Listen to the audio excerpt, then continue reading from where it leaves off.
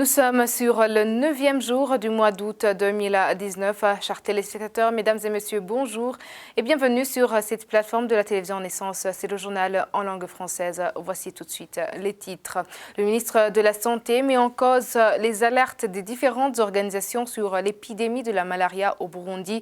Une épidémie qui n'en est pas une, comme il précise, qui n'ont pas encore atteint les chiffres de 2017 lorsqu'ils ont déclaré une épidémie. Les réactions tombent de partout après la décision du Sénarède de participer dans les élections de 2020. Une décision qui a plu à Léonce Ngendakumana, qui interpelle aussi aux autres réfugiés de rentrer et bâtir leur pays. Concernant les élections même de 2020 qui est en cours de préparation, certains disent que ce serait mentir si on dit que ces élections se dérouleront bien. Le pourquoi dans ce journal. Voici pour le sommaire.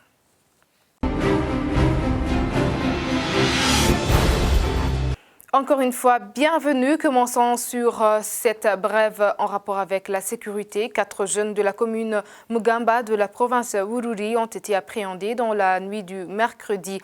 3 parmi eux sont des frères. Un jeune du nom de Kundimana est un boutiquier. Ses 2 frères cultivateurs dont Humore Emmanuel et Nkurunziza Keva. Il y aurait eu une fouille, perquisition avant leur arrestation. Ils n'ont rien trouvé et ils les ont ensuite conduits à la station de la police militaire de Donzi. Jeudi matin, ils ont été acheminés à Bujumbura et emprisonnés à la police militaire se trouvant au camp des marines à côté de la messe des officiers. Le chef de la colline Mutobo, en complicité avec Onimbonela Koulé, ancien directeur de l'école primaire Mutobo, sont tous derrière cette arrestation dans le cadre de satisfaire le parti de l'Aigle, le parti présidentiel. Contrairement aux alertes des différentes organisations sur l'épidémie de la malaria qui n'est pas déclarée par le ministère de la Santé, le ministre s'est exprimé ce mercredi et a mis en cause ses inquiétudes. Tade Ndikumana a indiqué que les chiffres d'aujourd'hui sont inférieurs à ceux de 2017 où on avait déclaré une épidémie. Même les décès sont inférieurs à ceux de cette période. Suivez le ministre de la Santé, Tade Ndikumana. Depuis janvier 2019, il y a eu recrudescence des cas de paludisme, mais on n'a pas atteint les chiffres de 2017. Le taux de décès a largement diminué, puisque c'est presque la moitié de ce qu'on avait observé en 2017. Nous avons aussi fait d'autres approches pour pouvoir réduire graduellement le taux de décès chez les malades qui souffrent du paludisme à travers les priorisations intradomiciliaires dans les districts qui ont connu des flambées, mais sans oublier le traitement gratuit de première ligne. Et parallèlement, nous avons conduit avec l'appui de l'OMS le test d'efficacité du traitement qu'on donne actuellement, le traitement de première ligne, amodiaquine artésunate. L'étude n'est pas encore conclue, mais les chiffres qu'on observe montrent qu'il y a une diminution de l'efficacité et nous comptons pouvoir shifter le traitement de première ligne, abandonner l'amodiaquine artésunate pour entamer le quartaine qui a été testé, qui montre qu'il est plus efficace que l'amodiaquine. Les données épidémiologiques par rapport au paludisme. Aux actions prioritaires que nous allons mener, puisque vous voyez que les chiffres sont en augmentation, même si on n'a pas atteint le seuil épidémique au niveau du pays, nous allons, avec l'appui de l'OMS, pouvoir distribuer les MILDA, puisque nous avons des stocks de sécurité, en attendant la distribution de masse qui était prévue au mois de février et qu'on compte rapprocher avant la fin de l'année pour pouvoir couvrir la population.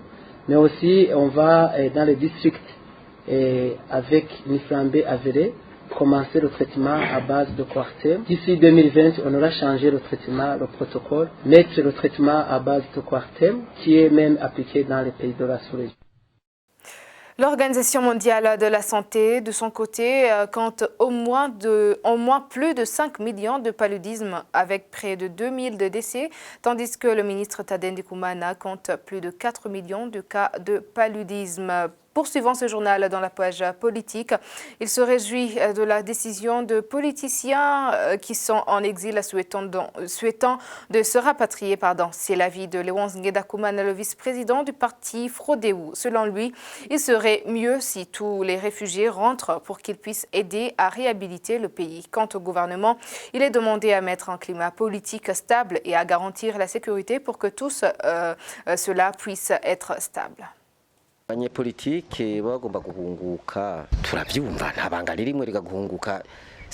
les politiciens qui veulent rentrer au pays, ce n'est pas un péché, ce n'est pas aussi un crime. D'ailleurs, ça ne se fait pas dans la clandestinité. Nous savons qu'au Burundi, il y a eu beaucoup de gens qui ont fui le pays en 2015 vers les pays voisins, les uns en Tanzanie, au Congo, au Rwanda, en Ouganda et d'autres vers les pays de l'Occident.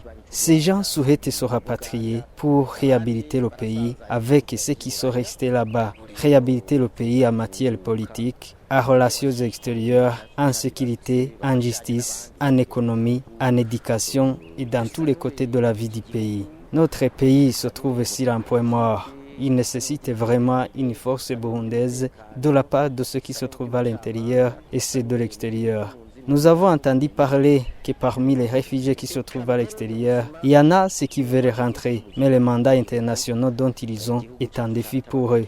L'insécurité qui règne au pays, des personnes qui continuent à être tuées, arrêtées et qui continuent à fuir, le climat politique est verrouillé, notamment le parti CNL et ses partisans qui sont malmenés, les permanences détruites de part et d'autre, empêchent les réfugiés burundais de se rapatrier massivement.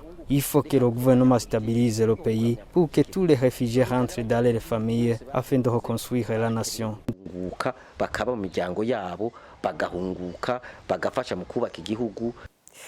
Concernant ces mêmes élections, dire qu'elles se dérouleront bien, c'est vraiment une chose difficile. Sur les élections de 2005, se sont bien déroulées.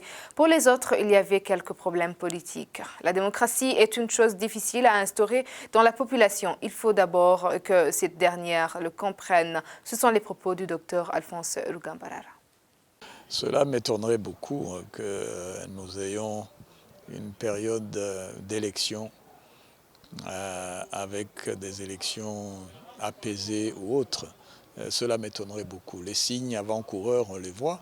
On voit le comportement du gouvernement ou des milices du gouvernement vis-à-vis du seul parti dont on parle au Burundi, le CNL. Ça ne présage vraiment rien de bon. Maintenant, si les membres du SNARED veulent rentrer, moi je dirais qu'ils ont même tardé. Ils ont eu plusieurs occasions pour rentrer.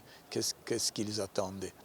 Je pense que leur combat dès le départ n'était pas bien organisé, bien structuré. Et ça se voit maintenant que réellement leur concept de la démocratie ne se limite qu'aux élections. Et ça, c'est très grave. Je pense que la démocratie, ce ne sont pas les élections seulement. Et la situation actuelle nous démontre réellement qu'une grande majorité des hommes politiques n'ont pas encore compris la lutte pour la démocratie. La lutte pour la démocratie, c'est pour les citoyens et pas pour leur poche ou leur ventre ou leur position au sein du gouvernement ou ailleurs. Et il faut continuer à lutter pour la démocratie. Il faut continuer à prendre conscience que la démocratie, c'est plus que les élections. Il y a les droits de l'homme, il y a la bonne gouvernance, il y a tellement de choses qu'on devrait mettre en avant. Il faut sensibiliser le plus de monde, politiser le plus de jeunes pour qu'ils comprennent réellement les valeurs démocratiques et qu'ils se battent pour elles.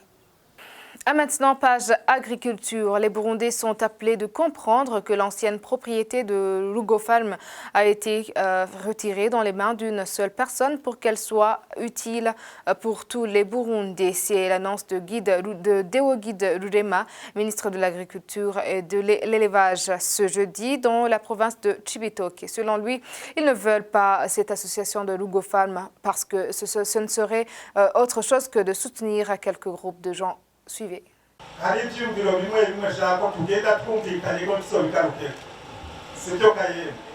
Je voulais tous qu'on puisse s'entendre sur une chose, que ce soit pour les autorités, les administrateurs, les gouverneurs et ses conseillers, ainsi que vous les habitants. Cette propriété Lugofam a été enlevée dans les mains d'une personne pour devenir la vôtre, pour qu'elle soit utile pour vous et pour le gouvernement. Et c'est clair pour nous tous, ce sera pour augmenter votre récolte. Êtes-vous d'accord? Il ne faut pas qu'on se contredise en parlant de langue. Celui ou celle qui s'y oppose, qui le dise, pourvu qu'on aille de l'avant. Plus de coopératives Lugofam ici, plus d'associations Lugofam ici. Parce que sinon, on va nous retrouver en train de soutenir quelques-uns et non pas les autres. S'il faut que nous formions des blocs, faisons-les ensemble. On ne va pas laisser les autres mourir de faim, alors que nous sommes nous aussi cultivateurs et tous burundais.